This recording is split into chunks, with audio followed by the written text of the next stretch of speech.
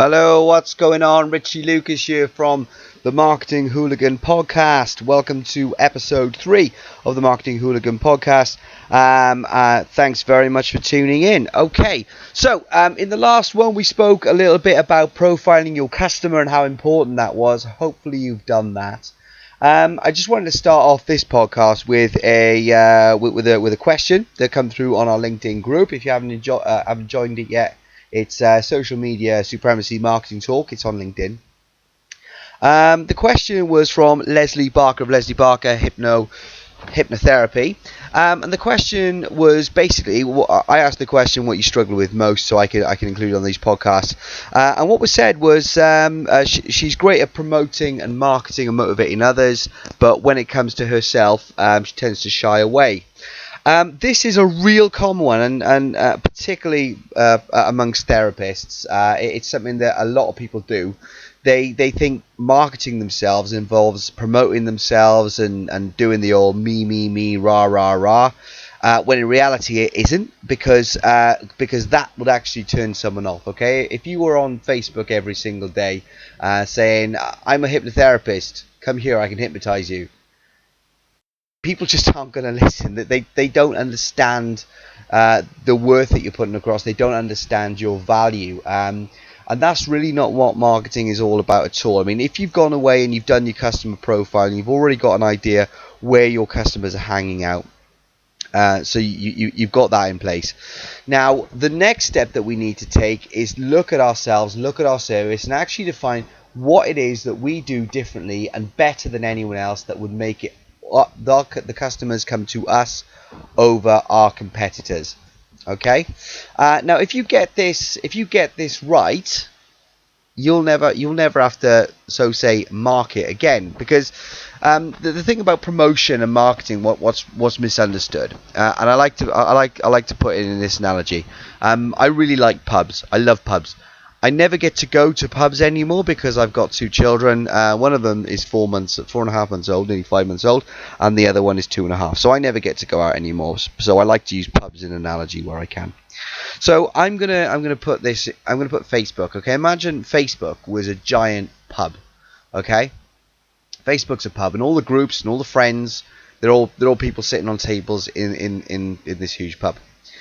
Now, how would you react if someone walked up to your table and said, "Hi, I'm a hypnotherapist. Would you like to book in a free session?" You'd probably go, "No, you're all right, thanks, mate," and kind of turned away. All right.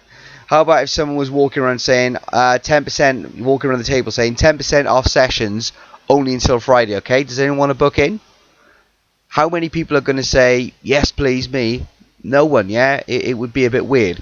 So why is it any different in the real world? Why do we do that on Facebook?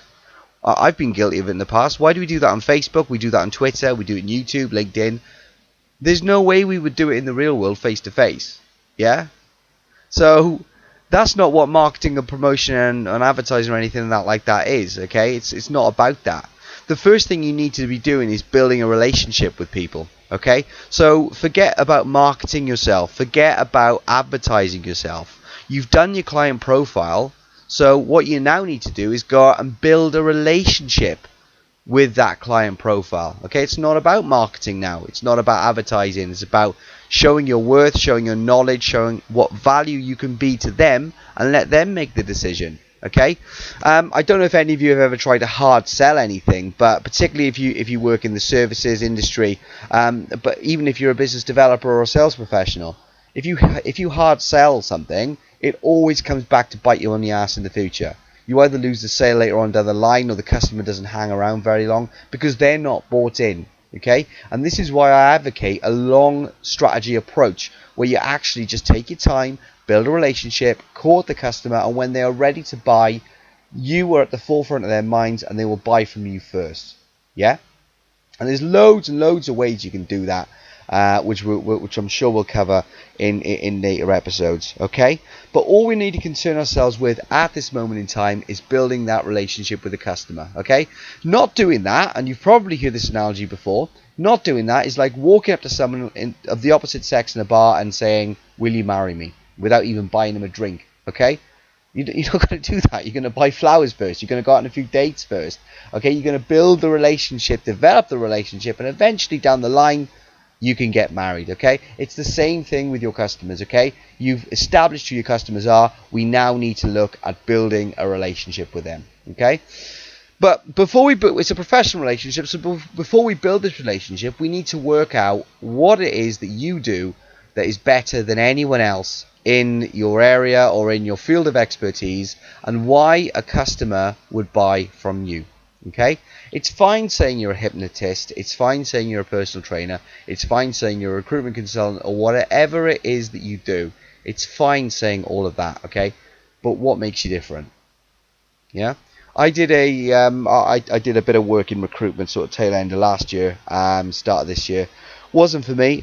Great job, great companies I work for, but as it turns out, that it just wasn't for me in the end. However, one thing I noticed, I was cold calling. I was making maybe 20, 30, 40 in one case, cold calls a day to customers. Okay, and it was very much a price-based thing. I mean, really speaking, I was selling to someone who didn't respect me, and would try to screw me over at every hurdle. Okay, it's not the way I do business. It's not the way I've done business in the past. So I didn't agree with that way of working. Okay, and I think it's just an uphill struggle, because then every day is hard work. Okay, you're cold calling customers, or you're trying to work with customers, and all they say to you is, how much is it? How much is it? How much is it? And if you're cheaper, if someone's shopping on price, and you just undercut your prices and go cheaper, they will leave you if someone else says, I'll do it cheaper again. Okay, they're not the sort of clients that you want to go for. Okay, so forget being the cheapest in town. You want to go for being the best in town. Okay, now to be the best in town, we need to develop something. What do they call it? USP or what have you? Unique selling proposition is the buzzword at the minute. Basically, it's what you do that you are bloody excellent at, right? So, what is it you do that you're excellent at? Okay, let's say you run a restaurant. Maybe you make the best steak. Okay, and you've been featured in the local paper. You've been featured on TV. You've got this many testimonials. This is the sort of thing that you need to include in your marketing. Yeah, let's say that you're a recruitment consultant, and you've placed some top performing staff that have stayed over 12 months, and you have companies that will testify to that. That's something that you need to be putting in your marketing. That's something that you need to be at the forefront of your mind. Okay, if you're a personal trainer and you've helped someone lose 4 stone and run the marathon, that's something that you need to be talking about. Are you getting what I'm saying? So it's not just about what you were saying, I am brilliant at this. You were saying, I am brilliant at this, and this is why I'm brilliant at this. This is my proof. Okay? That's your USP, because no one's going to believe you. Okay? No one's going to believe anyone. They will believe testimonials. It's easy if you're a personal trainer, though, isn't it? Because you just get a couple of before and after pictures. It's all there, you know. People have lost all this weight in that amount of time. Okay? So it's a lot more visual. Okay? But for yourselves, if you're not in a visual kind of industry, think testimonials, think your client achievements, okay, and feature those in your marketing. Okay, you can do video testimonials as well, which really attest to that. Okay, so your USP is something you do better than anyone else that you can prove. Okay, and you really need to think about this. You really need to think about this. What I would do is, even though you might cater for 10 different demographics, you may solve 10 steps of problems. Focus on one. Focus on one thing that you do really, really well. Okay. I use myself as an example. Being a personal trainer. I can do anything. I can do muscle building. I can do fat loss. I can do sports conditioning. But what I actually really focused on was fat loss. I really focused on fat loss, and I talked about how I could get these great results in 28 days, and that's what I became. It became a 28-day transformation program. Okay, that was my thing. So even though I could do all those other things, I would focus on one thing at a time. And sometimes what I would do then is, once I really got that niche, I would move on and do something else. So at the minute, I'm doing a muscle building for men over 30s, for example. Okay, so concentrate and really find your niche. If you're a hypnotherapist that deals really well with maybe stress management, that's your niche. Okay, you become the stresshead.com or something like that. If you are the sales professional or the business developer that it really gets the best deal for telecoms in your area, that is what you focus on. Even though you might do lots of other bits on the side and lots of other focuses, concentrate on one of the absolute best in that niche. Okay, once you've got your USP, write it down. Right, this is why I'm good at it, and this is how I can prove I'm good at it. Once you've got that, that is your message that you're going to put in front of the customer profile that you did in the previous episode. If you haven't done that yet, scroll back down the blog, find it, episode 2, do your customer profile before doing that.